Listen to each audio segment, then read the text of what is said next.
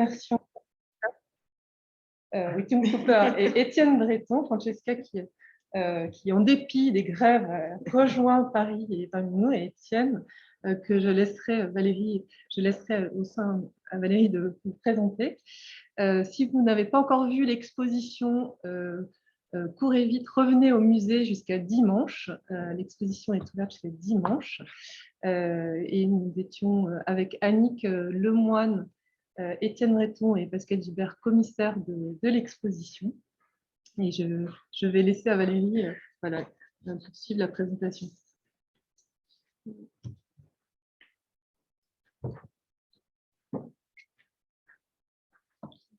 Donc, bonjour, nous sommes vraiment ravis de vous accueillir aujourd'hui à distance et en présentiel, avec le beau temps, la chaleur quand même dans le comble ici.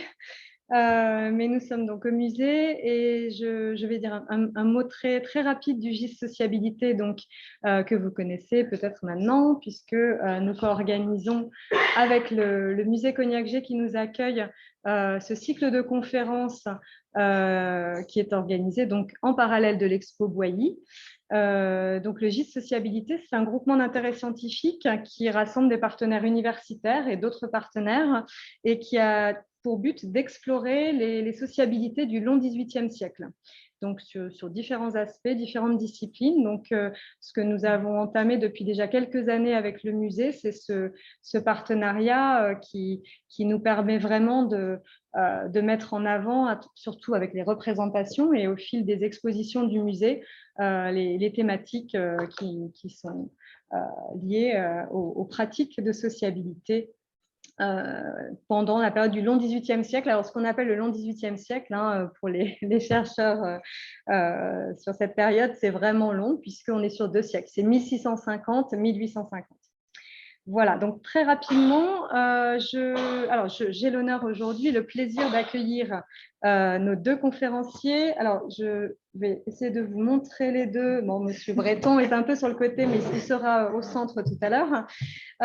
Donc, nous avons avec nous aujourd'hui Francesca Whitlam-Cooper, qui nous vient de la National Gallery de Londres. Et qui est Associate Curator of Paintings, donc elle est responsable des peintures 1600-1800, donc sur une grande partie du long XVIIIe siècle, à la National Gallery, donc à Londres.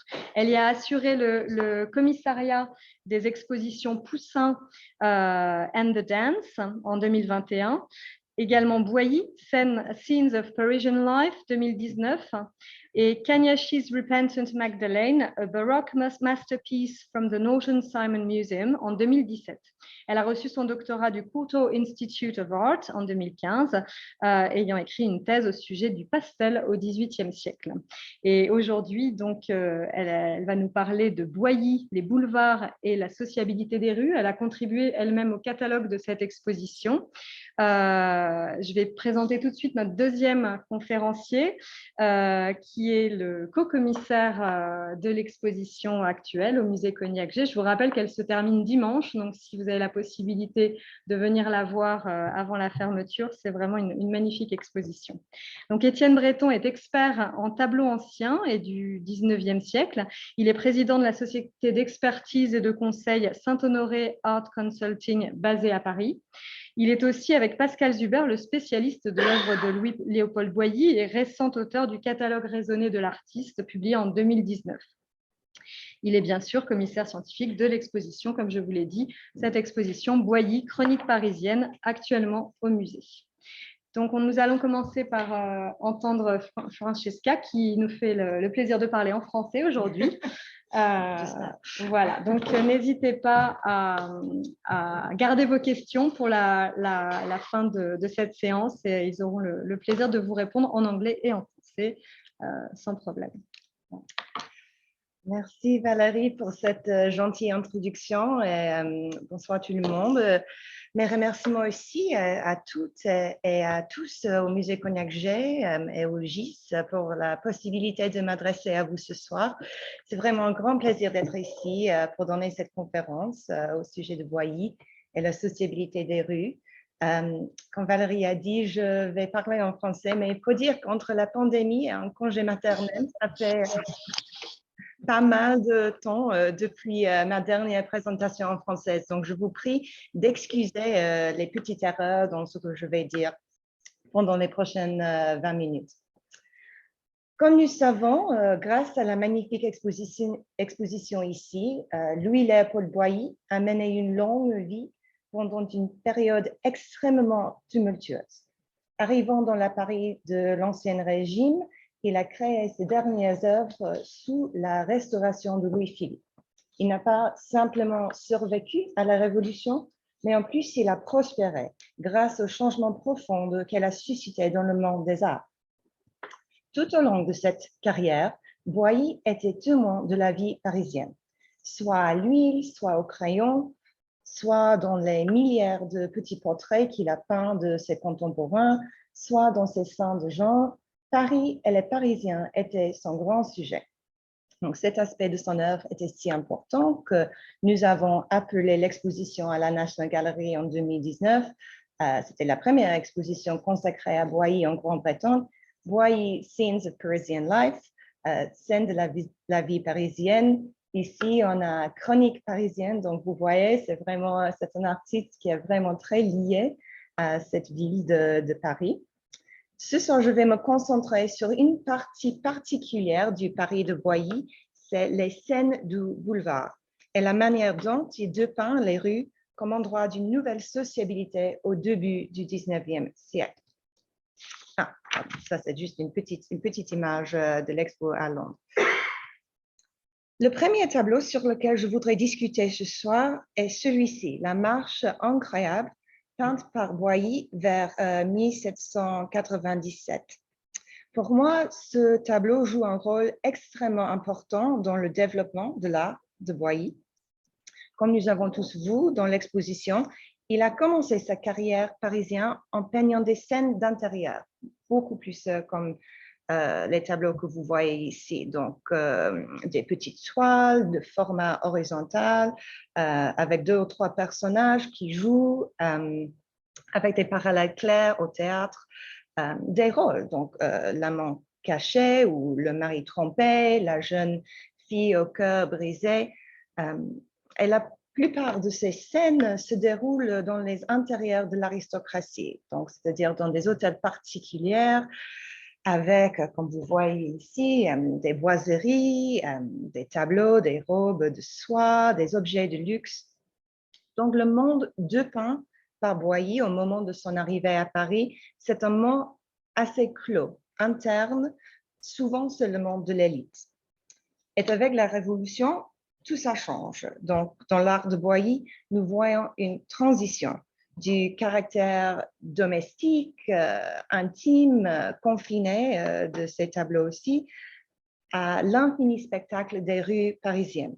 Donc, en effet, comme moi j'écris dans le catalogue de Londres, je pense que vous avez écrit aussi pour l'exposition, nous passons du boudoir au boulevard. Donc, on a tous eu cette idée que pour Boilly, il y a vraiment une grande transition là de ce monde clos pour aller en effet dans les rues. Et c'est ça que je viens d'apprécier dans La Marche incroyable. Donc, nous voyons dans ce tableau un cortège conduit par un officier de ce côté-là, avec un regard féroce. Il est suivi d'un couple de sans-culottes. Il y a un nouveau riche corpulent, un jeune couple très à la mode. Il y a 2 voleurs là et leurs dupes aussi. La parade se conclut par 2 vieillards en train de boire et un ancien soldat réduit à vendre du chocolat chaud. À l'arrière-plan, nous percevons un cabriolet dont le conducteur a totalement perdu le contrôle. Donc, Boilly nous présente ici une foule éminemment moderne. C'est une foule, à mon avis, rendue possible par la Révolution, comme si tous les événements des années turbulentes avaient donné à Boilly l'inspiration de peindre ce mélange de toutes les classes sociales, de faire des nouvelles juxtapositions entre des différents types de la société parisienne. Il faut dire qu'on ne voit pas vraiment la ville de Paris ici. Paris s'est réduit à la terre sous les pieds des personnages et aux nuages de poussière soulevés par le cheval. Mais à mon avis, ça, c'est un moment charnière pour Boilly. Suite à les événements de la Révolution et bien sûr, suivant les courants politiques de son temps, il a fait un grand changement dans son art. Donc, il a laissé derrière lui les boudoirs, les petits salons, les scènes intimes. Et pour lui, la vie moderne, donc la vie qui l'intéresse, qui l'inspire, qu'il va dépeindre pendant les 40 années suivantes de sa carrière, cette vie moderne a lieu dans les rues. Et donc, dès ce moment, ces tableaux auront lieu dans les rues aussi. Donc, ça, c'est le deuxième tableau sur lequel je voudrais parler cet après-midi. Donc, c'est un tableau de 1812, donc c'est-à-dire du plein cœur de l'époque napoléonienne. C'est l'entrée du jardin turc. Pendant les premières décennies du 19e siècle, il y avait une véritable explosion à Paris des divertissements, des théâtres, des gagnoles, des cafés, des divertissements musicaux sont apparus partout dans la capitale. Et cette croissance est bien notée dans la littérature de la période, dans les guides de Paris, les journaux, des choses comme ça. Il y a pas mal de livres sur ce sujet aussi maintenant, des publications modernes. Mais on suit dans l'œuvre de Boilly une croissance parallèle des images de ces endroits. Donc, j'adore ce tableau du Getty Museum, acquis par eux en 2010. Je crois que c'est le plus grand prix jamais payé pour un Boilly. Oui. Un prix très important. Donc, c'est 4,5 millions de dollars. Donc, c'était un prix, oui, évidemment très important. Le tableau s'appelle L'entrée du jardin turc. Le jardin turc étant un de ces nouveaux endroits de la sociabilité, de divertissement à Paris à cette époque. Donc, le jardin était situé à 29 boulevard du Temple, au plein cœur du Marais. Et le jardin était célèbre pour son décor orientaliste, pour son jardin beau et ombragé, pour les délices culinaires préparées par des chefs anciennement employés par des familles nobles, et aussi pour les plaisirs et divertissements trouvés à l'intérieur de ces murs, donc des jeux, des spectacles musicaux. Dans l'histoire de l'art, on parle souvent de la démocratisation du luxe après la Révolution. Et c'est quelque chose, à mon avis, qu'on voit illustré très bien ici dans cette image du jardin turc. Pour la première fois, la bourgeoisie à Paris jouissait des plaisirs anciennement réservés pour l'aristocratie. À l'inverse de la marche incroyable, où il n'y a qu'une suggestion très légère du lieu, ici, Boilly nous donne un endroit réel. Et d'une part, il me semble très naturel qu'il aurait choisi cet endroit pour le sujet d'un de ses tableaux. C'était un endroit fréquenté par ses contemporains, probablement par lui-même, parce qu'il habitait vraiment dans le quartier jusqu'à quelques minutes du jardin turc. Mais d'autre part, ce qui, pour moi, est très fascinant, c'est qu'il ne peint pas le jardin turc du tout. Ce n'est pas le jardin turc. On voit quelques arbres, on voit peut-être juste là une terrasse avec les gens sur la terrasse, mais franchement, c'est un tableau de roue. Il nous donne la foule devant le jardin turc et pas le jardin turc lui-même. Cette grande foule s'assemble sur le boulevard devant l'entrée et nous voyons une soixantaine de personnes, donc les jeunes, les vieux, mariés, célibataires. Ils s'installent sur des chaises ou socialisent debout. Et en premier plan, nous nous joignons à la foule en regardant les jeunes garçons. Donc, nous avons un petit marionnettiste exerçant son art. Et à gauche, là, vous voyez le petit Savoyard qui est en train de montrer sa marmotte à un couple élégant. Pour moi, le tableau entier, c'est un jeu de regards. Il y a des coups d'œil partout, des regards admiratifs, des regards inquiets. Il y en a qui regardent leurs environs avec un trait. Il y en a qui donnent l'impression d'être un peu ennuyés. Il y a un autoportrait de Boilly lui-même, juste sur le côté droit, avec le chapeau haut de forme, qui nous regarde d'une manière très directe, comme s'il pose la question, qu'est-ce que vous faites ici? Et le sujet de Boilly, comme ici et comme dans beaucoup de ces tableaux, c'est vraiment l'acte de regarder. Mais ici, c'est la foule et non pas le spectacle qui livre le véritable sujet de son tableau. Comme dans la marche incroyable, nous avons la mélange des classes sociales. Mais au cœur des 15 années qui séparent ces deux tableaux, Boilly a beaucoup changé son approche. Donc, il a modifié sa mise en scène, donnant parole ici à la ville de Paris comme elle apparaissait à ses jours. Il a modifié ses représentations du peuple. Donc, il laisse derrière lui les stéréotypes forts, un peu bruts peut-être, du premier tableau. Et il a modifié son sujet, laissant derrière lui l'ambiguïté de la marche incroyable pour la précision du lieu qu'on voit ici avec un endroit réel, un endroit très connu par ses contemporains. Donc, je passe maintenant au troisième tableau, qui est l'entrée du théâtre de l'ambigu comique à une représentation gratis. Donc, on se retrouve ici devant la façade du théâtre de l'ambigu comique, ancienne salle de spectacle parisienne fondée en 1769 sur le boulevard du Temple. Boilly, comme nous savons, grâce à l'excellent essai dans le catalogue raisonné, avait des liens forts avec le monde du théâtre. Dès sa jeunesse à Douai et à Arras, Boilly s'entourait d'acteurs, dramateurs, décorateurs théâtraux. À Paris, il comptait dans son entourage un bon nombre d'acteurs, critiques de théâtre, compositeurs, chanteurs. Logique, donc, que quelqu'un s'y lié à cette communauté et quelqu'un, encore une fois, qui vivait à quelques pas de quelques-uns des théâtres les plus connus, choisissait un de ces endroits théâtraux comme sujet d'un tableau.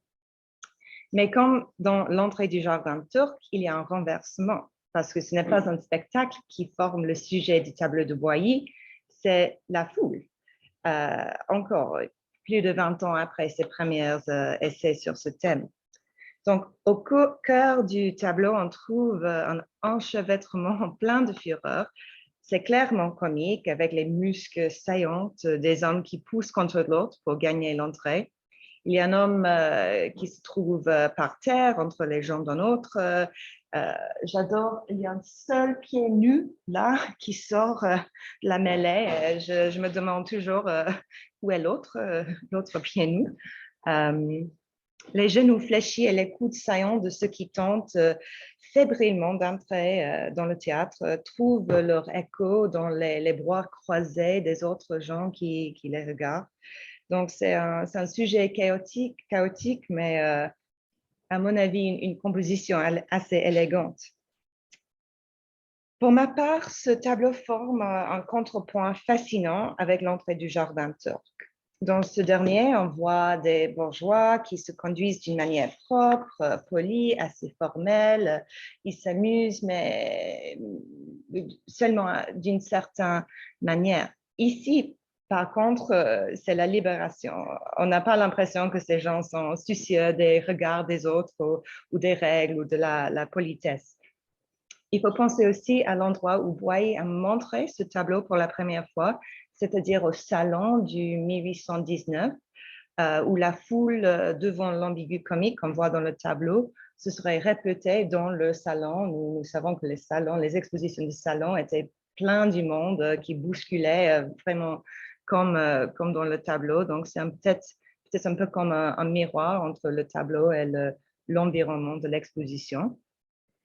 Pour ma part, je trouve Boilly un peu plus subtil peut-être que quelques-uns des artistes britanniques qu'on pense, à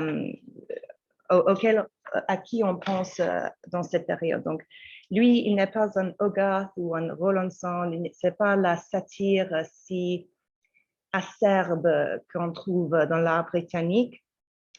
Pour moi, j'ai toujours l'impression que Boilly nous fait un clin d'œil. C'est un peu comme voir ce tableau en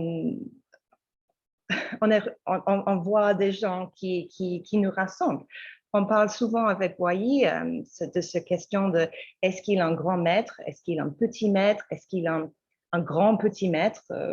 C'est un peu difficile de dire, mais pour moi, un des arguments pour le dernier, pour dire que c'est un grand petit maître, c'est que ces tableaux résonnent encore aujourd'hui. Nous avons tous, j'imagine, voulu quelque chose gratuit à un certain moment, peut-être pas d'une manière si violente que les gens dans le tableau, mais on peut se voir peut-être un peu dans les tableaux comme ça.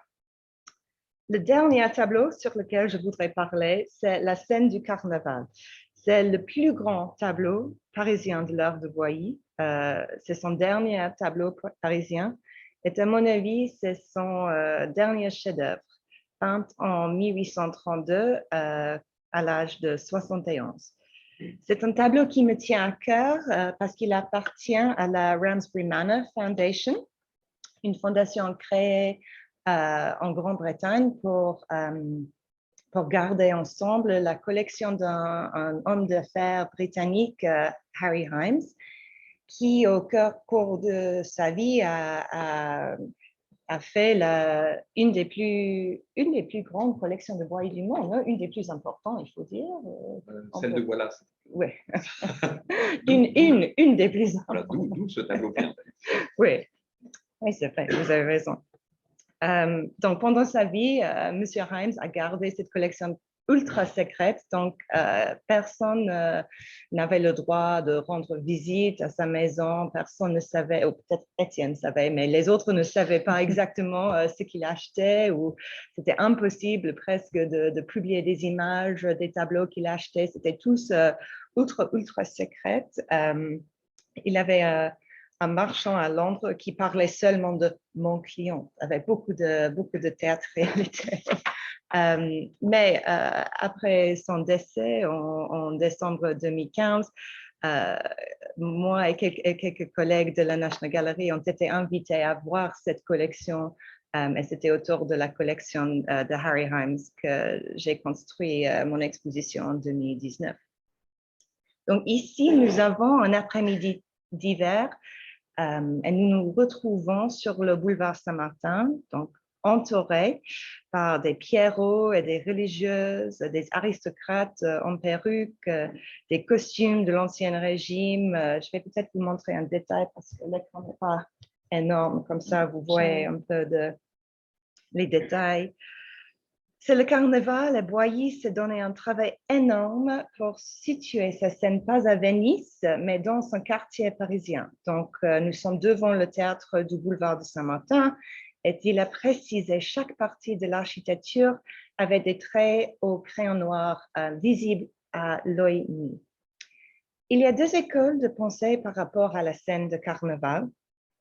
La première, bien notée par Susan Siegfried, est que les costumes et le comportement de peint ici par Boilly sont absolument fidèles au courant de la vie parisienne pendant les années 1830.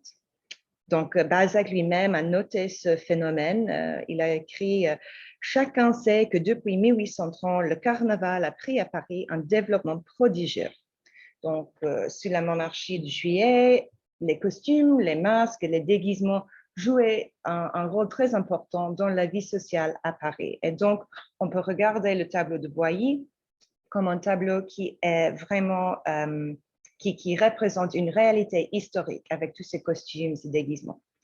Mais il y a une seconde école de pensée autour de ce tableau, un peu plus poétique, pour ma part, peut-être un peu plus puissante. Et ça, c'est l'idée que Boilly ici recueille des personnages, des figures de tous les moments qu'il a vécu à Paris. Donc, il a vécu cette période extrêmement tumultueuse, cette carrière très, très longue. Et ici, dans son dernier grand tableau de la ville de Paris, on voit des aristocrates, des sans-culottes. Il y a, pardon, ce détail, désolé, mais il y a une charrette à des condamnés. Il y a des soldats.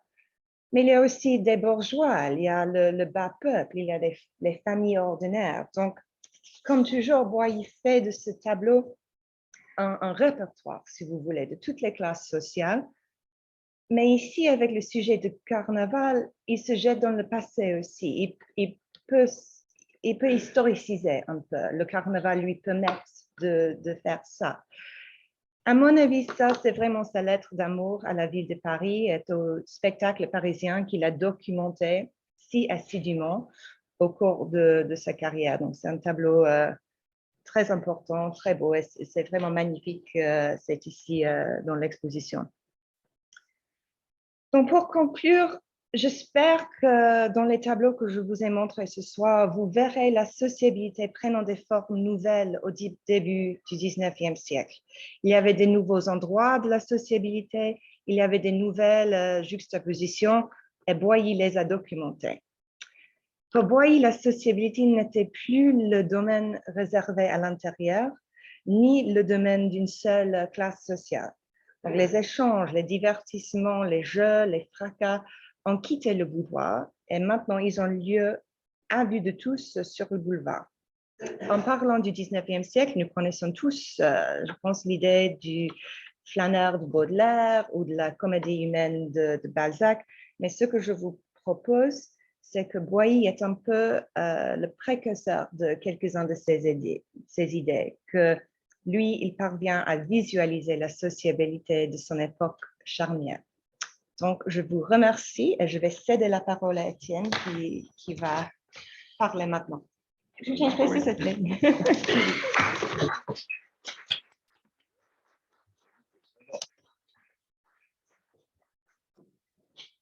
Merci beaucoup, Francesca. Alors, j'ai juste une petite manipulation à faire parce qu'il faut que je change, je départage et que je partage la seconde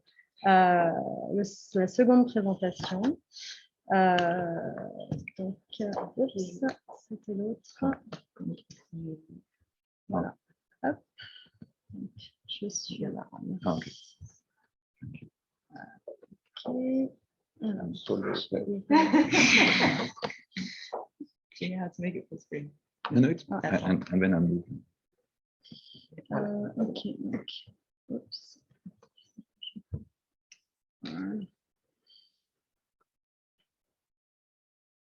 Ok.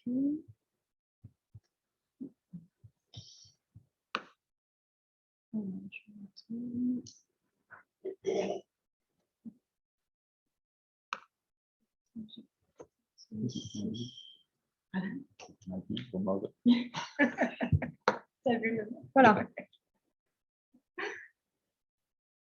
Donc, tout le monde voit bien la nouvelle présentation. J'admets une autre personne. Très bien. Bah, écoutez, voilà. Étienne, c'est à vous. Merci beaucoup. Merci beaucoup, Francesca, d'avoir parlé avec beaucoup de détails et de choses intéressantes sur certains tableaux. Donc, j'ai pris des notes et des choses très intéressantes. Merci. Moi, je vais traiter un peu de Boilly, qui avait un regard presque opportuniste par rapport à ce qu'il a réalisé, les sujets qu'il a réalisés, et de dire est-ce que c'était un cas rare dans l'histoire de la peinture de cette époque-là, donc de la fin du XVIIIe siècle ou du début du XIXe siècle, où c'était un peu le fait de toute une génération. Mes conclusions, c'est que non, il était vraiment quelqu'un qui a créé des types de sujets. Oui. Hein. Bon, il a créé des types de sujets et il a aussi rebondi assez fréquemment dans le but de vendre ses tableaux, de nourrir sa nombreuse famille. Comme vous le savez, il a eu 2 épouses successivement et 6 enfants qu'il a dû nourrir. Et donc, on imagine, comme tout être humain, il faut assumer. Et donc, je me suis un peu intéressé. Voilà, c'est bon. Je pense voilà. qu'on est... Donc, de façon un peu rapide, on va essayer de comprendre comment un artiste vivait et comment un artiste pouvait se faire connaître. Il avait un nombre de moyens beaucoup plus limité qu'aujourd'hui. Aujourd'hui, on a tous les moyens technologiques, on a les déplacements, on a des galeries qui soutiennent les artistes ou des galeries qui revendent, comme on dit, sur le second marché des œuvres. À cette époque-là, pour un artiste, il pouvait exposer au salon quand il était admis.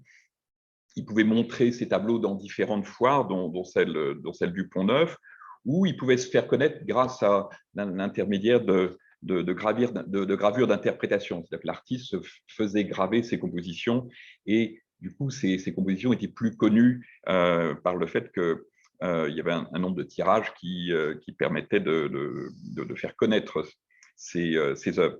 Donc, il n'y avait pas de galerie à cette époque-là, à part quelques très, très grands marchands, mais ce n'était pas ce que l'on imagine qu'aujourd'hui. Donc, les artistes avaient plutôt aussi une façon de se faire connaître par réputation. Donc, il y avait, on imagine, le bouche à oreille, un client, un collectionneur qui commande un tableau, il le fait connaître et du coup, le tableau l'artiste se fait un peu plus connaître. Il y avait aussi un autre moyen qui était les ventes aux enchères. Donc, soit des œuvres de l'artiste se retrouvant dans une vente aux enchères revendue par un acheteur qui l'avait acheté auparavant, mais il y avait aussi des fausses ventes. Nous, dans notre travail sur Boilly, on s'est aperçu qu'il y avait ce qu'on appelle des ventes montées avec des aristocrates ruinés qui acceptaient avec des marchands de faire des sortes de fausses ventes pour pouvoir mettre certains tableaux et promouvoir des artistes. Donc, voilà à peu près la façon dont un artiste pouvait se faire connaître à cette époque-là. Alors, comment Boilly se distingue-t-il dans cette atmosphère? En fait, il a appris et petit à petit, d'abord avant d'arriver à Paris en 1785, et là je rebondis un peu sur tout ce que vient de dire Francesca, en commençant par une reproduction. Là, ce que vous voyez, c'est le dessin d'après un tableau qui a été malheureusement détruit pendant la Première Guerre mondiale, de son premier tableau qu'il réalise à l'âge de 15 ans, comme vous pouvez le voir, et il représente déjà, vous pouvez le voir, une procession et beaucoup de monde dans la rue. Malheureusement, le tableau a été perdu. Et à la suite de ça, toujours dans le Nord, il va réaliser, on dit qu'il aurait réalisé 300 portraits, on en connaît vaguement un, mais du moins on n'a pas pu prouver que d'autres tableaux de Boilly seraient de cette période-là. Il réalise, parce qu'il avait des liens avec des décorateurs de cette époque-là, dont un qu'il a fait venir à Paris en 1785, il réalise quelques trompe-l'œil, dont là vous voyez un très bel exemple qui se trouve à Williamstown, au Clark Art Institute. Et donc, c'est un de ses premiers trompe-l'œil. On verra plus tard qu'on ne peut pas l'appeler trompe-l'œil, mais plutôt un tableau montrant des lettres, montrant des ciseaux, des couteaux. Mais c'est sa première, la première image que l'on a de l'œuvre de Boilly.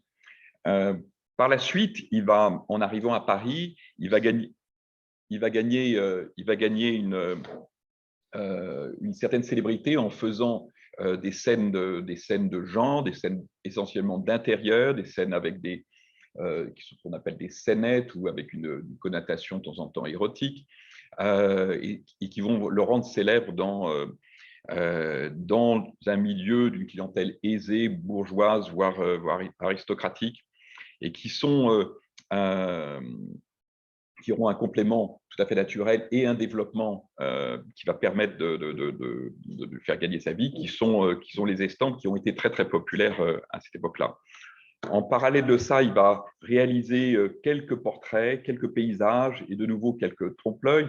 Là, je vous montre un d'une série. On connaît 4 ou 5 portraits d'assez grande dimension qui représentent là, en l'occurrence, que des hommes dans les intérieurs. C'est un moment où il a eu manifestement des liens avec la politique actuelle. Et là, on se situe tout à fait avant la terreur.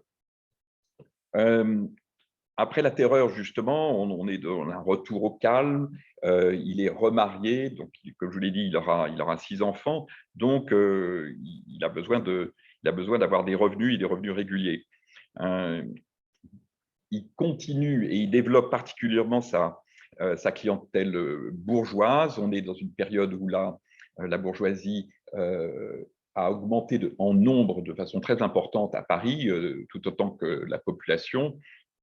elle s'est aussi enrichie et même des étrangers vont venir acheter ces tableaux, dont le célèbre collectionneur russe Yusupov qui va acheter beaucoup de Boilly, et il aura été le plus grand, enfin le premier grand collectionneur de tableaux de Boilly. Si vous allez au musée Pouchkine ou au musée de l'Ermitage, vous verrez des très beaux exemples. Donc là, vous voyez, il réalise là le portrait de son épouse dans un intérieur. Vous voyez, on a un côté très moral, beaucoup plus calme. Il n'y a plus, ce ne sont plus ces scénettes dont il a l'habitude. Il introduit des instruments scientifiques ou des instruments de musique qui montrent le calme et la paix qui règne dans les familles. Autre tableau du musée de Boston, vous voyez là, on est encore plus moral, on montre le travail et l'ambiance d'un intérieur bourgeois ou semi-bourgeois. Grand changement, et un tableau très important que je ne vais pas trop vous commenter, mais qui montre ce qui va le motiver, et c'est peut-être ces liens qui vont peut-être le motiver à se lancer dans le portrait. Et vous allez comprendre pourquoi. Dans cette assemblée de réunions d'artistes, de librettistes, de musiciens, il y a déjà 5 portraitistes. Et c'est peut-être pas pour rien, puisque 2 ans plus tard, au salon de 1800, il va lancer deux sujets de spécialité qui vont être très importantes dans sa vie. Alors, comme vous pouvez le voir là dans cette reproduction du livret du salon de 1800, alors il montre le premier tableau, un intérieur d'atelier de peintre, très bien, ça c'est très classique, une femme assise avec un poil de nouveau très classique, un portrait, celui de Boieldieu, c'est le tableau qui est au musée de Rouen, mais qui est un portrait dans un intérieur, et il va montrer, vous voyez, sous les numéros 38 et 39, il va montrer un trompe-l'œil dont on va parler, et surtout, enfin, le trompe-l'œil est très important, mais surtout le numéro 39 qu'il décrit comme plusieurs portraits sous le même numéro, fait chacun en une séance de 2 heures. Si on pose la question à quelqu'un qui est dans le monde de la publicité, il va très clairement comprendre que c'était un acte publicitaire. Il était là pour lancer quelque chose et pour que les gens le voient et comprennent le message. Le message est clair, c'est une séance de 2 heures, et il est aussi clair qu'il est facile d'aller le voir, puisque dans le livret, vous pouvez lire son nom, Boilly Louis, mais aussi son adresse à Paris. Donc, rien de plus facile pour un potentiel client d'aller le voir. Alors, on imagine que Boilly a beaucoup réfléchi à trouver des nouveaux moyens récurrents de gagner sa vie, en plus de toutes les autres compositions qu'il va réaliser pendant sa vie. Là, il a dû se gratter le crâne un petit peu et se dire, bon, ben voilà, le portrait, ça marche très bien. Ça marche très bien, et pour vous en donner une idée, j'ai fait les ratios sur ce qui a été présenté sur 3 salons différents. Au salon de 1793, il y a environ 75 portraits d'exposés sur 599 exposés, ce qui est environ 12% de l'ensemble. Au salon de 1800, donc le salon dont on parle de 300 portraits sur 700 œuvres, donc 42%. Et au salon de 1814, ça baisse un petit peu, puisqu'on passe de 290 portraits sur 979 peintres, donc 28%. Donc vous voyez, il y a eu un boom vraiment évident du portrait à cette époque-là. On imagine que la bourgeoisie avait vraiment envie de se faire représenter. Probablement les commandes de tableaux religieux, mythologiques et d'autres genres étaient un petit peu moins à la mode. Et Boilly s'est dit, bon, ben voilà, autant se lancer dans ce domaine. Et il a étudié il a sûrement, enfin, parce qu'on n'a aucune preuve pour ça, mais juste des faisceaux concordants forts, il a vu que le marché consistait en quoi en 1800 consistait en un renouveau de la miniature, qui était devenu très à la mode, curieusement, 2 ans plus tôt, il peint l'atelier d'Isabelle, le plus grand miniaturiste de cette époque. On peint des tableaux en buste, comme ceux de David, du Baron Gérard qui est représenté dans le tableau du salon de 98, des portraits de 3 quarts ou des portraits en pied. Du coup, il se dit, bon, je vais faire quelque chose d'intermédiaire. Et il propose ce type de portrait peint en une séance de 2 heures. Donc, on imagine qu'il ne les peignait pas, il ne les finissait pas en une séance de 2 heures, mais il préparait le tableau avec la personne en face de lui pour pouvoir réaliser son portrait. Et il livrait après le tableau. C'est d'autant plus original que il fournissait en même temps le cadre, et les cadres resteront les mêmes pendant les 40 ans pendant ces 40 ans de production de ces petits portraits. Il va garder le même modèle, ce qui est un petit peu curieux, je dois dire, qui n'est pas subi les changements de mode. Le cadre empire que l'on voit, que vous avez vu dans l'exposition, n'est plus du tout, on n'en voit pratiquement plus en 1830. On est passé à un cadre de modèle restauration beaucoup plus qu'au cadre empire. Le résultat, c'est ça a très bien marché. Il dit lui-même, lors de sa vente, il fait une vente de son vivant, de ses collections, aussi bien de ses tableaux produits que de tableaux d'artistes contemporains qu'il a collectionnés lui-même. Il dit dans l'introduction, ou laisse dire, parce qu'on ne sait pas si l'introduction n'est pas signée, qu'il en aurait peint 4500, voire 5000. C'est un chiffre absolument énorme. Avec Pascal Joubert, on s'est dit que c'est peut-être ça ressemble un petit peu à un calcul à la louche. 4500, on est en 1829, ça fait presque 30 ans qu'il en produit. 4500, vous divisez par 30, on est à 150, donc un portrait tous les 2 jours, ce qui semble assez faisable pour un artiste de cette époque-là. Ça a été un succès international. Il a peint non seulement des portraits de Parisiens, il a peint des portraits de provinciaux de passage, mais aussi beaucoup d'étrangers, d'Anglais, de Russes, d'Allemands, de Suisses, d'Italiens, même on connaît même des portraits d'Américains de passage. Il a réussi son coup d'une certaine façon en n'ayant pratiquement pas de compétition. Presque aucun artiste ne s'est lancé dans ce prototype de portrait. On en connaît quelques-uns chez Sablet, chez Drolling ou chez Van Gogh, mais ça n'a rien à voir. Alors, est-ce qu'il a étouffé le marché par sa production? Est-ce qu'il était particulièrement présent? Je ne sais pas. Alors, je vais vous montrer quelques exemples. Alors, je vous ai de petits portraits. Vous avez celui-ci qui est le portrait de Maury, mais qu'on pense être de la période avant d'arriver à Paris. Donc, c'est peut-être le prototype qu'il aurait arrêté de produire pendant une vingtaine d'années.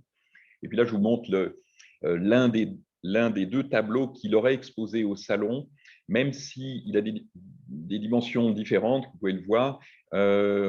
Ce n'est pas exclu que ça soit une copie du petit portrait réalisé, plus que véritablement celui qu'il a exposé. Mais enfin, on sait que c'était le portrait de Baptiste Lenné, l'acteur, qui représente en train de jouer avec Talma une scène d'une pièce de théâtre qui s'appelle Pinto ou la journée d'une conspiration.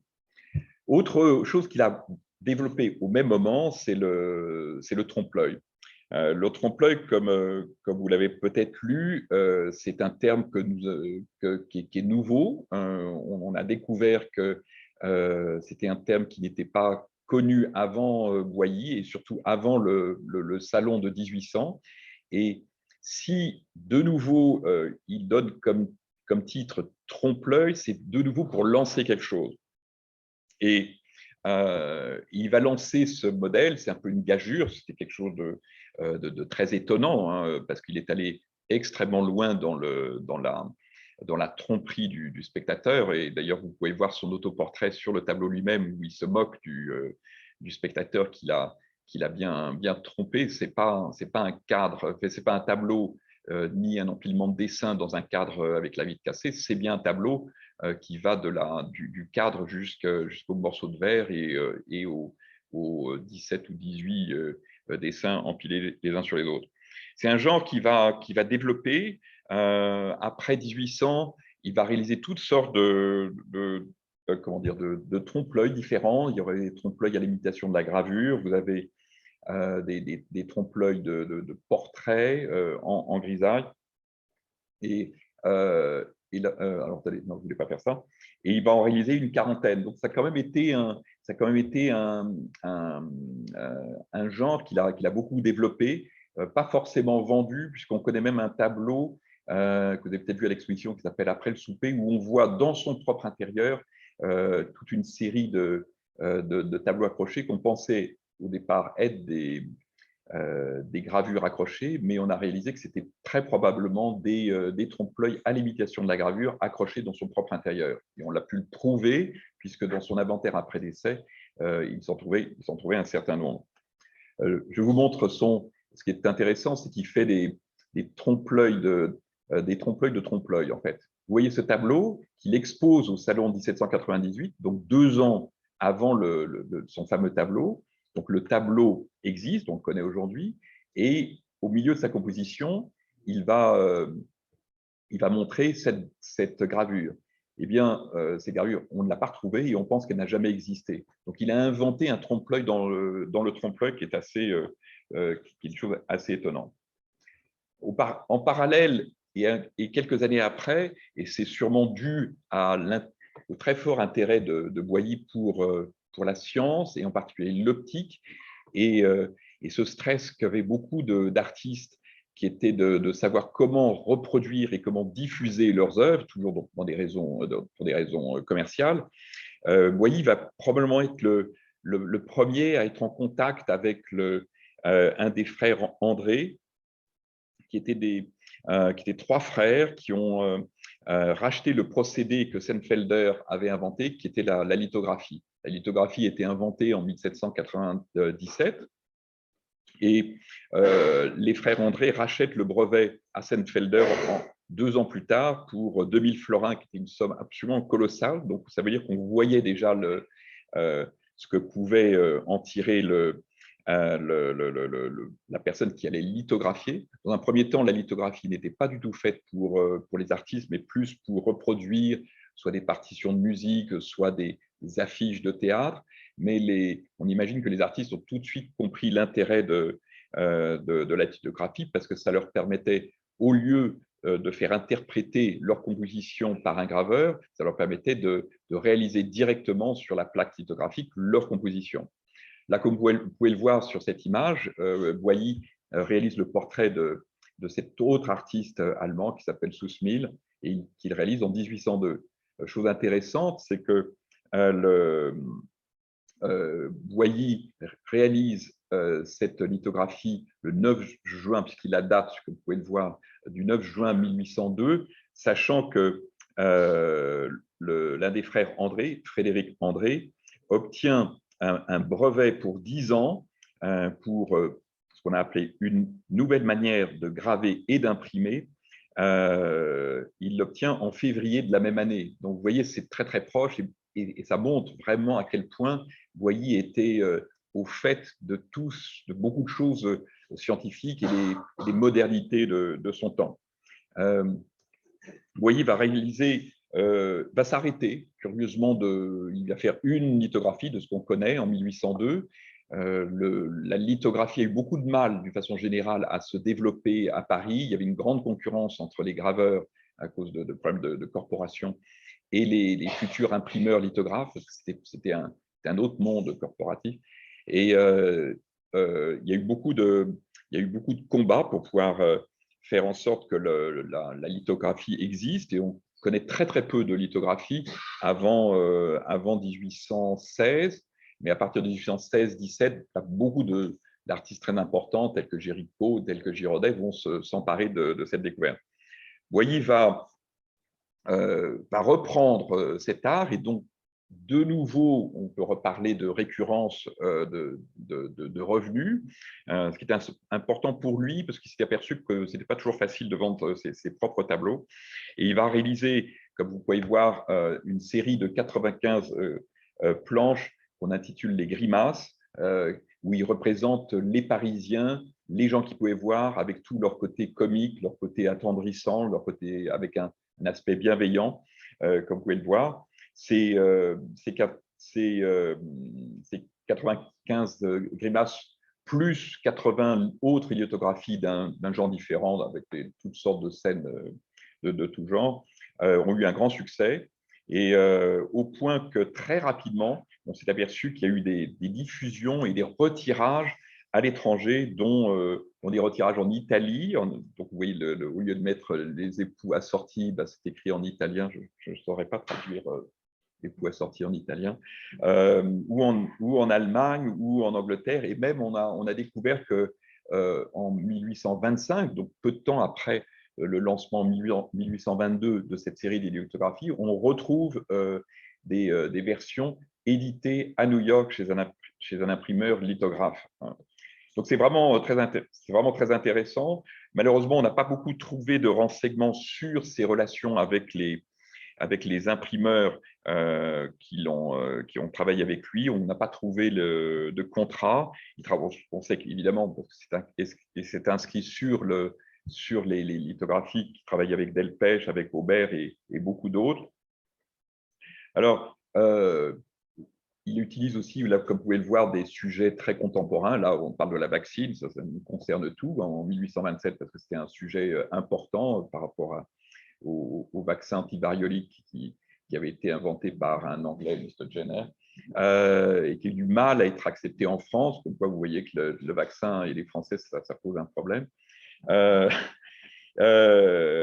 Il a même utilisé des sujets très étonnants pour l'époque, qui montraient ces liens et le fait qu'on pouvait voir des familles africaines à Paris, puisqu'il lithographiait tous les gens qui pouvaient voir. Ça a eu un grand succès populaire, grand succès auprès de la bourgeoisie. Pourquoi? Parce que c'était un moyen de décorer qui coûtait moins cher que la peinture, moins cher que des décors en boiserie. Et le tirage était presque illimité, en l'occurrence, pour la lithographie. Et elle se vendait à un prix modique. Nous, on a retrouvé quelques prix, c'était autour d'1 franc noir et blanc et un petit peu plus quand c'était rehaussé. Conclusion, à la fin de sa vie, il décède à 84 ans, il va beaucoup produire et beaucoup vendre directement. Ça c'est une chose dont on s'est aperçu. Malheureusement, dans notre travail, et même si on a travaillé pendant 30 ans sur la question, on n'a pas retrouvé ses livres de compte, on a retrouvé très peu de factures, sauf une très belle facture réalisée à Yusupov qu'on a pu trouver grâce à une très bonne amie. Il vendait pas très bien ses grandes réalisations, même exposées au salon. Et il n'est pas mort vraiment riche au regard de sa production. Et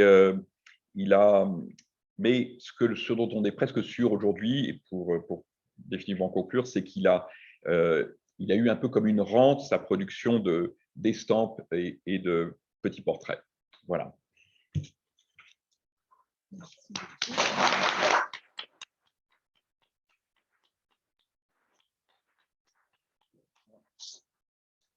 Merci beaucoup à tous les deux pour vos passionnantes présentations. C'est vrai qu'on est passé on a vu l'évolution de la sociabilité plutôt intérieure à la sociabilité des rues. Et là, on imagine bien que dans ce marché de l'art, il y a également des sociabilités qui se tissent. Alors, peut-être pas trop de lien avec les imprimeurs, mais quelles étaient les personnes avec qui Boilly avait le plus d'interaction, d'échanges, qui pouvaient peut-être créer des réseaux de sociabilité autour de lui? Rochester.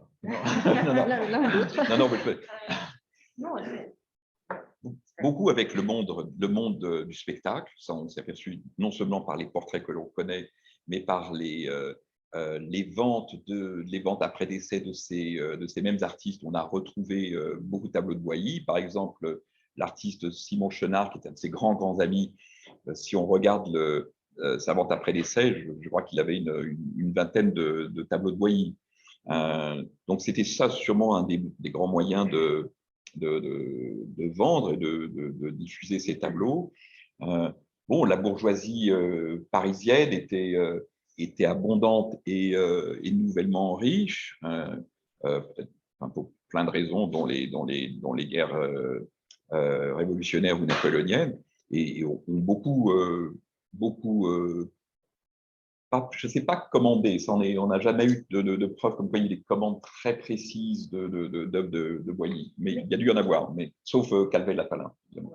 Non, mais moi, j'ai l'impression toujours qu'il a vraiment saisi l'occasion de se promouvoir. Donc, dès que c'est possible, avec le salon, après la Révolution, le moment qu'il a l'occasion de mettre ses tableaux dans l'exposition du salon, il est là. Il est toujours sur le qui-vive pour trouver ces moments, ces opportunités commerciales pour gagner sa vie, comme vous avez dit. Mais, par exemple, sa composition qui s'appelle L'Optique, qui représente une femme dans son intérieur avec son enfant en train de regarder à travers un instrument optique, il l'appelle pas il n'appelle pas scène de genre, scène de la mère et son enfant regardant une gravure, il appelle L'Optique. Et il intitule L'Optique dans le livret du salon, et la gravure qui va diffuser est une de ses gravures les plus récurrentes. C'est vraiment une de celles qu'on retrouve le plus.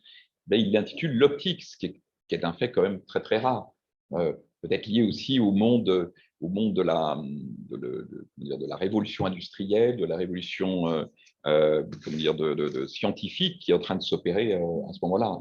Et ça montre, si on parle de sociabilité, qu'il était lié avec ce monde-là. Oui, je pense aussi que Boilly, pour moi, c'est un artiste qui est assez...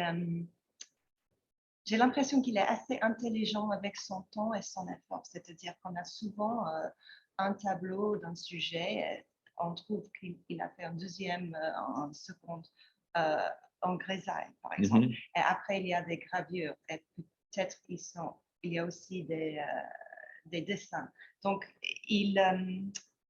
ça m'a fait toujours penser qu'il y a peut-être une communauté ou des gens où il y a une valeur pour lui en répétant. Oui, en répétant, faire ces répétitions, d'avoir un sujet en beaucoup de... Oui, pour diffusion en matériaux différents. Oui, puisqu'il a souvent réalisé une composition très classique de lui en couleur et réaliser une autre composition en trompe-l'œil à l'imitation de la gravure. Ça, on a beaucoup, si vous regardez notre ouvrage, on voit vraiment beaucoup, et dans l'exposition, avec la queue au lait, on voit qu'il réalise une version en couleur, une version en grisaille, et il n'hésitera pas à la répéter. Alors, est-ce que c'est une solution de facilité? Est-ce que c'est un jeu? Ça, c'est difficile de dire. Par exemple, pour toutes ces huiles sur papier qui sont préparatoires pour ces grandes compositions multifigures, comme l'arrivée de la diligence du musée du Louvre, qui réalise plusieurs esquisses, pour ce tableau en particulier, qui va réutiliser en les intégrant dans d'autres compositions. Alors ça, c'est peut-être un moyen peut-être un moyen de facilité, ou peut-être juste une façon de penser que ça s'intégrerait particulièrement bien, et qu'il avait du coup pas vraiment intérêt à se fatiguer pour faire autre chose. Voilà. Une économie. Voilà une économie. Merci. On va peut-être commencer à prendre quelques questions sur place au musée, et ensuite n'hésitez pas à poser vos questions dans le chat, et on vous permettra de la poser en direct. Oui. Merci. Alors, l'interprétation de l'influence de la Révolution sur la vision qu'avait Boilly, notamment de la rue parisienne.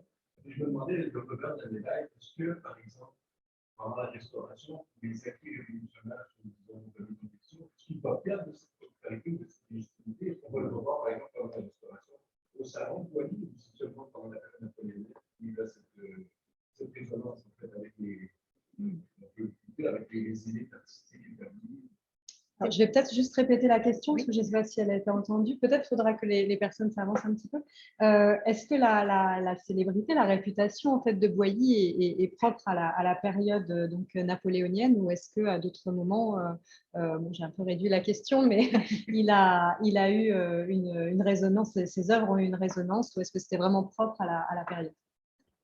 Si je peux commencer, c'est une très bonne question parce que, comme Étienne a dit, souvent on trouve que les tableaux que vous voyez exposés au salon, en fait, il n'a pas trouvé quelqu'un pour les acheter. Donc, on a l'impression qu'il a eu vraiment un grand succès au salon, particulièrement en 1800, quand il a montré le trompe-l'œil. Il y a du monde là pour voir ce tableau extraordinaire. On ne pouvait pas croire en ce tableau. Mais même plus tard, il y avait peut-être pour lui une distinction entre des achats, de l'argent et la popularité.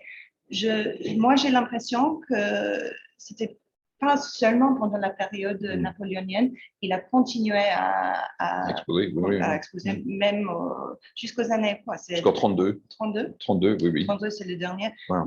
Mais pour ma part, j'ai l'impression que c'est avec un peu moins de succès dans un sens financier. C'est-à-dire que quand c'est évident qu'en 1832, quand on montre un tableau comme le Carnaval, ou même en 1819, quand on montre le tableau de l'entrée du théâtre de l'Orbigu, en 19, quand il expose ce tableau, pas très loin, vous aviez quand même le radeau de la Méduse. Donc, je ne sais pas si vous les mettez l'un à côté de l'autre. Bon, il y a un petit problème de modernité, sûrement. Il a été, d'ailleurs, si vous lisez les critiques de l'époque, on lui a reproché ce faire qui n'était plus au goût du jour. Mais on respectait la nature. Les commentaires disent clairement qu'ils respectaient la nature du sujet, et ils aimaient bien la façon dont Boilly exprimait chacun de ses sujets. C'était surtout sa façon de peindre qui était, pas dire, on l'a pas mis au pilori, hein, mais pas relevé. Du coup, il a eu beaucoup de mal à il a dû attendre longtemps pour obtenir sa Légion d'honneur. Vous voyez, bon, les Français adorent, enfin bon, à l'époque, voilà, une médaille, et il a dû attendre très longtemps. Voilà. Mais il n'a pas arrêté, vous voyez. J'admire ça en 1832 avec le scène de Carnaval. Étienne, vous allez vous souvenir beaucoup mieux que moi, mais il a envoyé ce tableau au salon de Paris, mais aussi à 2-3 autres salons. Il utilisait les salons provinciaux qui se sont développés à Douai, à Lille, à Toulouse. Non. Mais de toute façon, c'est très intéressant qu'à l'âge de 61, il est toujours en train de chercher des nouveaux marchés, des nouveaux moments pour se promouvoir. Voilà. À cette époque-là, il était très aidé par son fils Jules, qui, on a compris que son fils l'aidait à développer sa clientèle. Ils ont travaillé, Boilly, qui est connu pour ne pas avoir eu un élève. Il n'y a aucun artiste du 19e siècle qui se revendique comme étant un élève de Boilly. Il n'y a que en fait son fils Jules qui a travaillé avec lui. D'ailleurs, pour certaines œuvres, on pourrait presque les confondre, les œuvres du début de la vie de Boilly. Oui. Est-ce que je peux te demander d'avancer pour éviter de mal répéter la question? Je ne sais pas si la question vaudra le coup à ce point. Merci beaucoup à tous les deux pour les très belles présentations. Ma question serait peut-être plus pour Francesca. C'est une question un peu sur excusez-moi, j'y connais rien, sur la politique des collectionneurs. Dans les peintures que vous avez montrées, il y a beaucoup de peintures qui viennent de collections anglo-saxonnes. Et je me demandais un peu comment s'était faite cette politique des collectionneurs, des gens comme Wallace ou comme Heinz dont vous avez parlé. Est-ce que ce sont des gens qui ont spécifiquement collectionné Boilly, ou est-ce que ce sont des gens qui étaient intéressés par la sociabilité à la française et qui collectionnaient plutôt ça? Enfin, c'est un peu pour rejoindre aussi le sujet qui nous réunit aujourd'hui. Est-ce que ce sont des gens qui, par ailleurs, font une collection de scènes de rue à la française, de ce modèle de sociabilité à la française, ou est-ce que c'est un intérêt spécifique pour ce parti? C'est une très, très, très bonne question. Merci beaucoup de l'avoir posée. Je vais faire mon mieux pour répondre. Avec l'exemple du Harry Himes, il avait une grande collection et c'est une collection assez diverse, on peut dire. Donc, il y a vraiment beaucoup de choses différentes. Donc, il y a quelques artistes néerlandais, il y a des objets d'art. Donc, c'est un peu,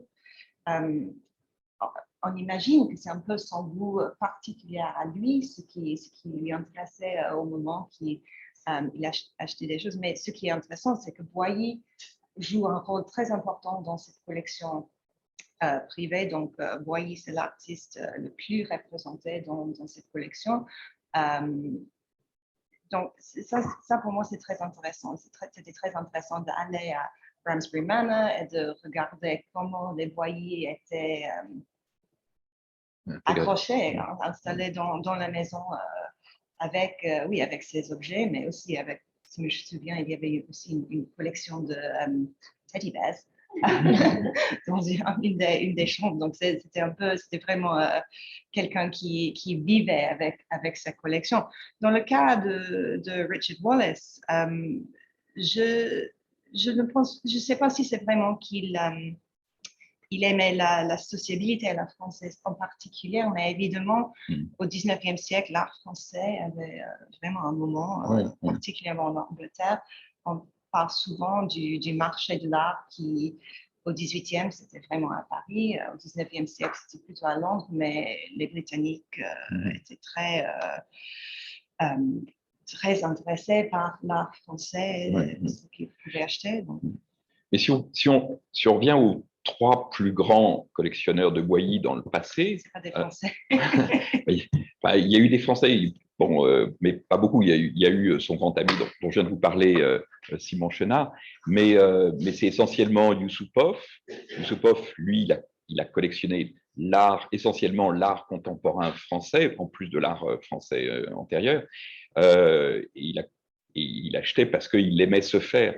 Et il aimait aussi sûrement ce goût pour la précision, qui est vraiment des choses les plus caractéristiques de Boilly, que Boilly a utilisé très certainement parce qu'à cette époque-là, ce qui était le plus à la mode parmi les collectionneurs et le plus cher, c'était la peinture hollandaise. Les plus gros prix dans le marché de l'art de cette époque-là, c'était les tableaux hollandais, presque plus que les tableaux italiens. Donc, adapter la technique hollandaise à des sujets parisiens, il a dû se dire, bon, ça ne peut que marcher. Ça n'a pas marché à tous les coups. Mais, et probablement, quand on passe à Wallace, le deuxième plus grand collectionneur de Boilly, il en possédait 17 ou 18. Il n'en reste plus que 3 à la Wallace Collection, qui sont merveilleux. Lui, il a collectionné l'art français de son temps. On voit aussi bien des tableaux de Meissonnier, des tableaux d'Horace Vernet, mais ces tableaux de nouveau, des tableaux très précis. Et comme vous le savez, parce que j'imagine que vous êtes tous allés à la Wallace Collection, il y a une collection de tableaux hollandais très extraordinaire, de plus grand niveau. Alors après, si on passe à Harry Hyams, là, il avait des tableaux, des tableaux nordiques, mais c'est probablement plus là l'ambiance de Paris qu'il aimait et ce goût de la précision qui était un goût très anglais je pense que dans l'histoire des collections anglaises, c'est un goût récurrent depuis le XVIIIe siècle. Après les Français qui ont énormément collectionné la peinture hollandaise du XVIIe, donc au courant du XVIIIe siècle, c'est vraiment les Anglais qui ont vidé la France de tout ce que les collectionneurs français, moi je parie, des plus beaux tableaux hollandais, et qui les ont fait venir en Angleterre. Après, ils ont eu un autre destin. Mais ça montre ce goût très, très précis anglais. Et même dans certains tableaux de Boilly, si on le regarde de loin, on pourrait imaginer que dans la façon dont il compose ces tableaux, des portraits d'extérieur, on voit certains portraits de femmes assises sur une chaise de jardin dans un paysage, comme celui du musée de Lille. C'est un goût extrêmement anglais. Et on sait que certains Anglais, dès le temps de Boilly, mais en petite quantité, ont acheté des tableaux de Boilly. Et il faut se souvenir aussi que moi, je travaille à la National Gallery, nous n'avons que des tableaux, donc c'est magnifique, nous avons une très, très belle collection, mais c'est un peu ahistorique de regarder que les tableaux. En fait, ce qui est intéressant avec Harry Himes, mais aussi les Wallace aussi, c'est que c'est les tableaux, mais en contact, en juxtaposition avec des objets, avec, I can't remember the word for enamel in French. Émaillés. Les émaillés, des choses comme ça. Et donc, ce goût de la précision, c'est absolument d'une pièce avec les autres objets qui se trouvaient autour de ces tableaux. Et puis, à la Wallace Collection, vous voyez des chefs-d'œuvre de Greuze. Et bon, on sait que que Boilly a regardé Greuze, donc il y a une logique derrière ça. On va extrêmement facilement de Greuze à Boilly. En parlant des influences, je me demandais si Frédéric Auger était spécialiste quand même de Hogarth et de l'art anglais, avait peut-être une question sur les parallèles entre Hogarth ou autres éléments entre les deux peintures. C'est moi une question au but, parce que je suis arrivé à important.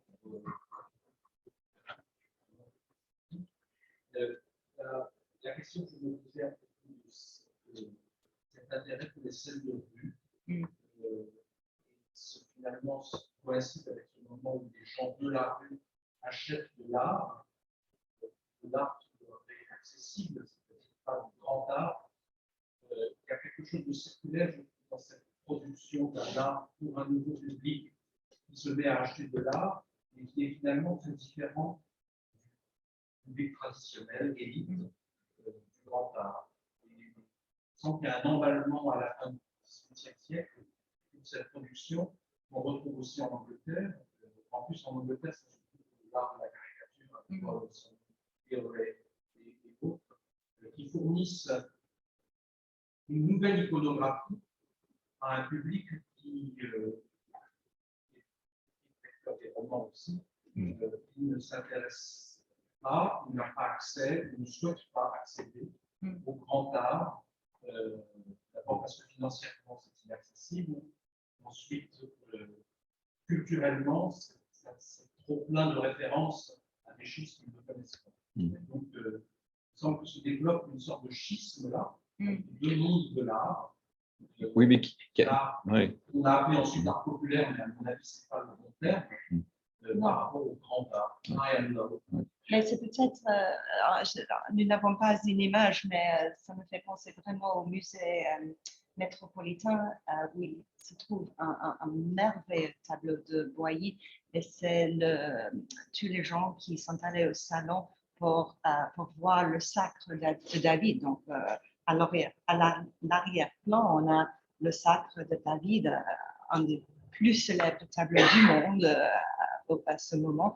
Et in the foreground, il y a la foule parisienne avec les eyeglasses, avec les lunettes, les cartes pour identifier tous les gens dans la maison. Et ça, c'est vraiment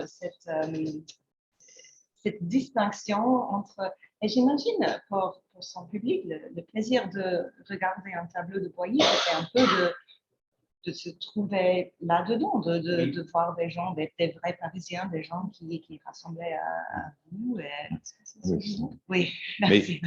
Mais ce n'est pas quelque chose de nouveau, hein, le marché de l'art. Et de nouveau, on crée un lien entre la peinture nordique et la France.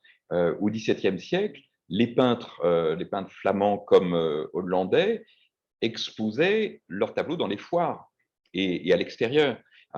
Donc là, en effet, alors ça a peut-être un peu baissé au XVIIe, fin XVIIe, début du XVIIIe siècle, mais peut-être pas. Hein, si vous regardez dans 5GR5, c'est aussi quand même enfin, dans les hypothèses acceptées ou retenues, une façon de vendre les tableaux et accessible à toute personne qui passe, qui fréquente ça. Alors ça, c'est sûrement beaucoup développé à la fin du XVIIIe siècle et au XIXe siècle, avant l'apparition des nouveaux moyens et la nouvelle accession à la production contemporaine de la part des amateurs. C'est le moment où tous les marchands de couleurs qui vendent donc les toiles, les enfin, les pinceaux, etc., deviennent marchands, comme le fameux Alphonse Giroux. Il devient marchand de tableaux. Et tous les grands marchands que l'on connaît de la fin du XIXe siècle sont en fait des marchands de couleurs du début du XIXe siècle. Donc, et ça s'est développé comme ça. Et on sentait que les artistes avaient besoin de se faire plus connaître et d'être plus accessibles. Et ils ont trouvé ce moyen. Voilà. Oui, il y a une question, monsieur.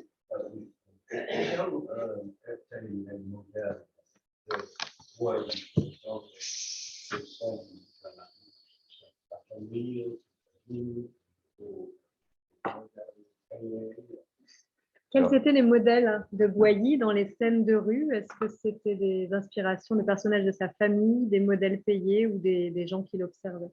C'est une très bonne question parce qu'il y en a quelques personnages qu'on peut identifier comme Ils sont récurrents, oui. Oui, soit des amis ou des autres artistes. Évidemment, lui-même aussi, il est très confortable en mettant son autre portrait dans ces scènes de rue. Oui, il y a des visages qu'on voit. Oui, il y a des visages récurrents et comme vous l'avez tous compris en voyant l'exposition, c'était quelqu'un de sympathique. Et on le sait de documents qui lui sont contemporains, qu'il était très joyeux, très sympathique. Donc, qui dit sympathique dit beaucoup d'amis.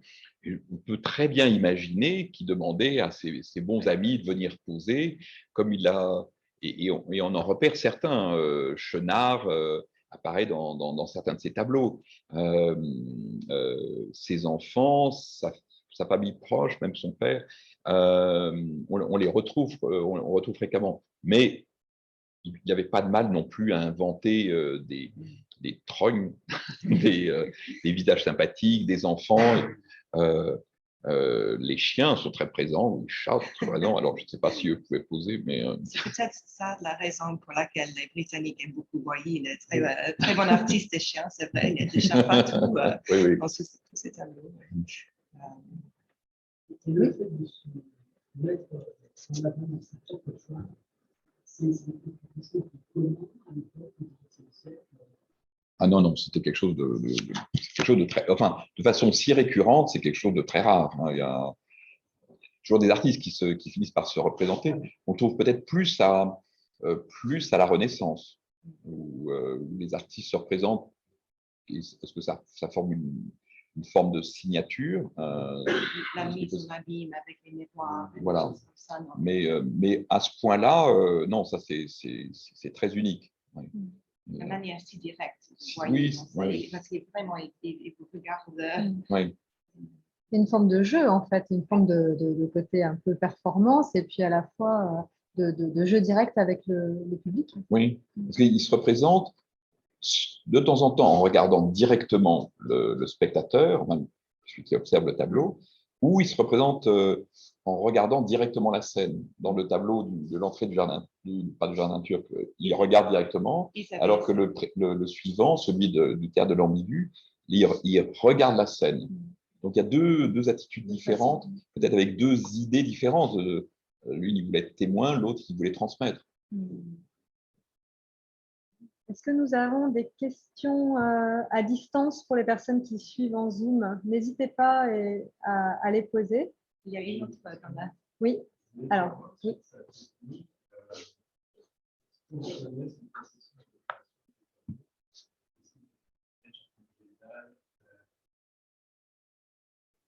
Alors, on a une question sur la technique de Boilly. Est-ce qu'on connaît les différentes étapes du processus créatif? Est-ce qu'il passe par des sketchs, des grisailles, etc.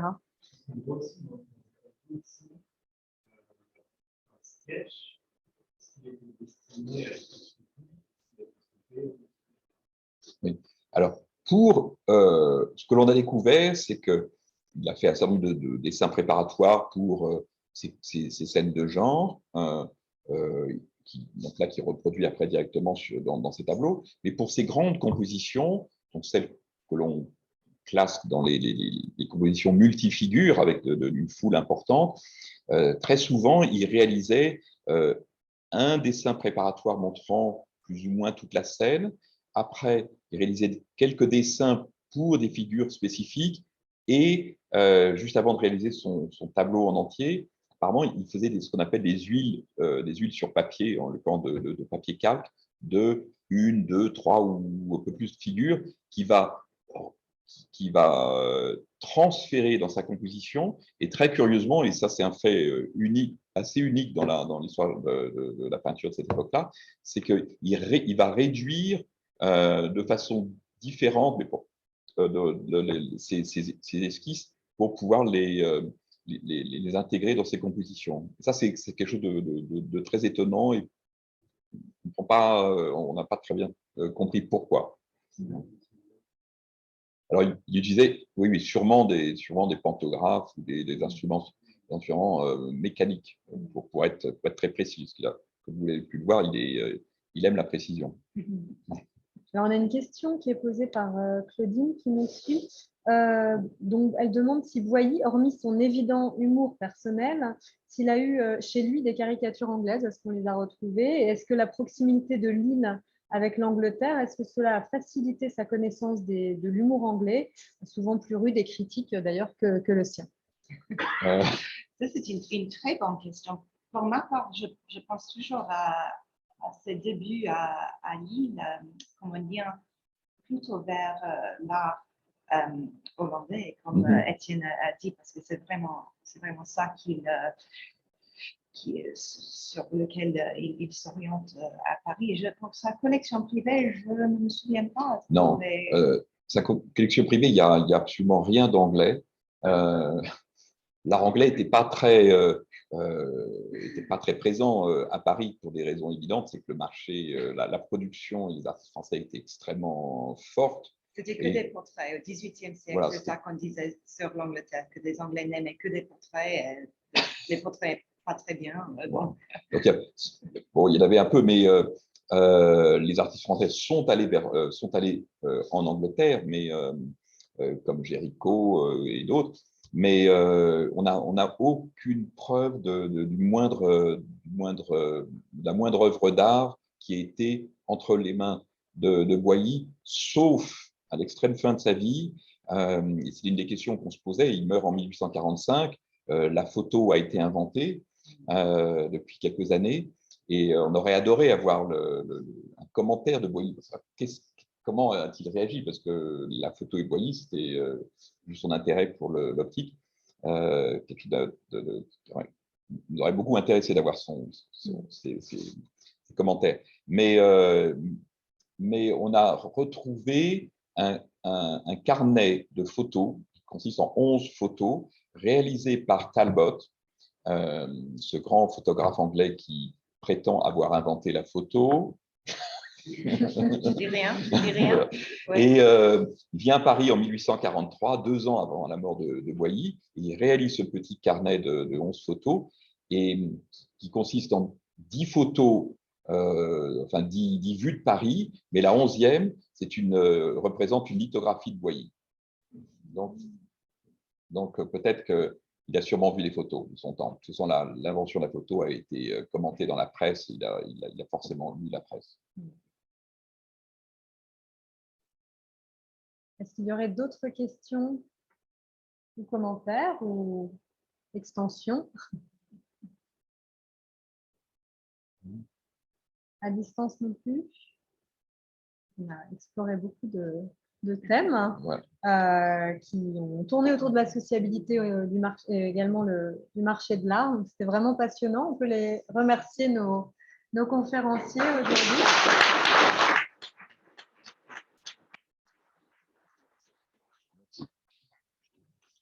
Alors, un bref petit mot, mais déjà pour vous remercier d'avoir été présent. C'était donc la dernière séance du cycle qui se passe pendant l'exposition, puisque l'exposition s'achève dimanche. Le GIS Sociabilité avec le musée ambitionne de continuer, poursuivre un petit peu le cycle hors de l'exposition Boilly, mais du côté britannique et des parallèles avec l'Angleterre, sûrement à l'automne. Il y aura normalement 2 séances, mais rien n'est encore arrêté, rien n'est encore sûr, mais vous pourrez suivre les informations sur le site du musée, bien sûr, et le site du GIS Sociabilité, que je peux vous mettre dans le chat, ou que vous pourrez, en fait, vous recontactez nous pour avoir des informations, parce que là, je ne peux pas à la fois mettre voilà, j'ai un petit peu de mal à naviguer en même temps sur les 2 ordinateurs. En tout cas, merci à vous et bonne fin de semaine, et à une prochaine fois. Salut.